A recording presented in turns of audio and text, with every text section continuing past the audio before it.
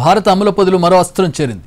దీర్ఘశ్రేణి hypersonic క్షిపణి పరీక్షను DRDO విజయవంతంగా నిర్వహించింది.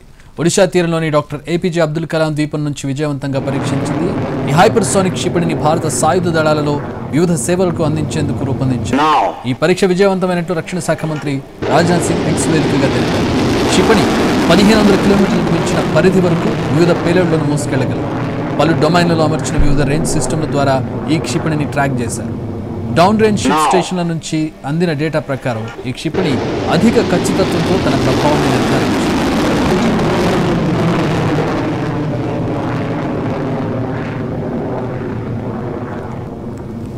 ఈ క్షిపణిని హైదరాబాద్లోని doctor APJ Abdul Kalam missile కాంప్లెక్స్లోని ప్రయోగశాలలు, డిఆర్డీఓకి చెందిన ఇతర ప్రయోగశాలలు, పరిశ్రమ భాగస్వాములతో స్వదేశీయంగా అభివృద్ధి చేశారు.